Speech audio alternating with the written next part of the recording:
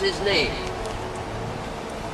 He was the ambassador to Italy for the Holy Roman Emperor and the Austrian-Hungarian Emperor, and I don't know what his name was at this time, but he's C-E-R, I believe, N-I-N?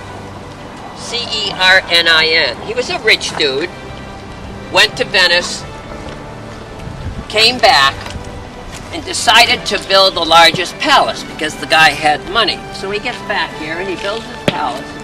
He spent so much money on this piece of Renaissance beauty that he went broke. The family actually went bankrupt, and they started to move in to the palace, and they actually could not afford to buy the furniture to put in their palace.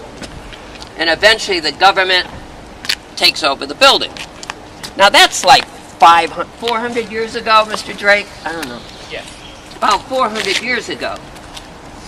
Then the country or the dynasty, today it would be Czechoslovakia, they own it. This is a city building. It's a federal building. Yeah, this is federal, I'm sorry. This would be like our federal building. Ministry of Foreign Affairs. State Department. So this is the State Department. This is where Hillary Clinton would have her office. If she were Czech. If she were Czech.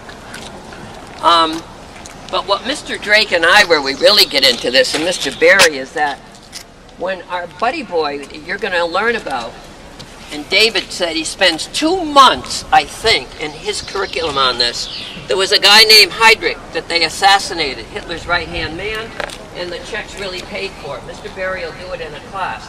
This was Heydrich's office the couple years that he was here in Prague. For some reason, everybody thought his office was over in the castle that we're going to be at in about 15 minutes. This is where he ran the protectorate. Mr. Barry's going to use that word a lot.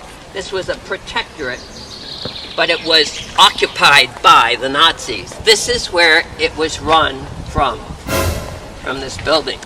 And then in modern history, it's Mr. Drake's time. This is the sad thing about the building.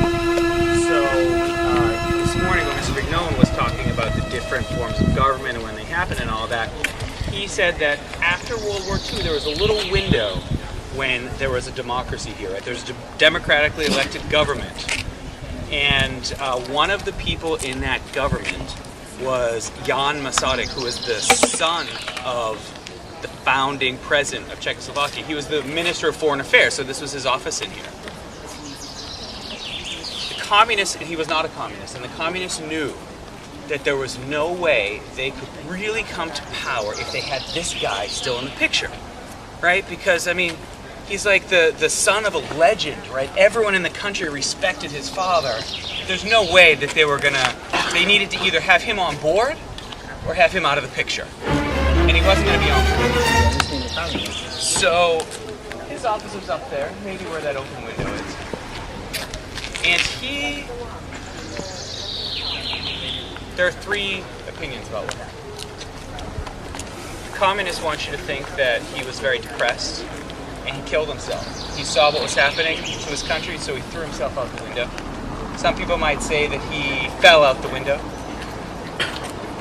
It's most likely that he was thrown out the window because that eliminated all the problems the communists had.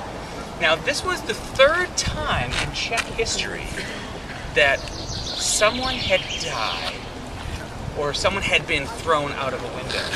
And that concept is so important that there's an actual word for it in history. The act of throwing someone out a window or being thrown out of a window. So those of you who take Latin or any Romance languages want to tell me what you call, I probably didn't know there's a word for this, many of you. What do you think, Ross? Defenestration. Defenestration, right? So if you speak a Romance language, you know, fenêtre is French, Fenster in German, all that stuff, right? So this was, I mean, historians call it this. It was the 3rd defenestration of Prague. The first one happened over in the old town hall. The second one happened at the castle, and then this is the 3rd one. That's pretty funky that you have to have a special word. It happens so often in your history. So, Mr. Drake, we're going to ask David what does your history say about what happened to that poor dude?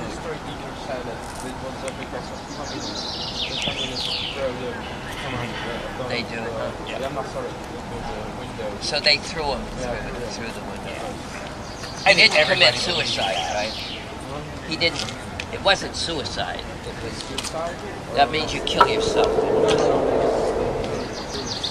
Okay.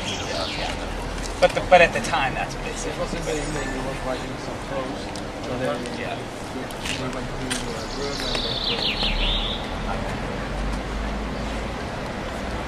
Quick way to get rid of stuff. Easier than You forced guys retirement. want to comment on anything? Feel free to. You're kind of quiet.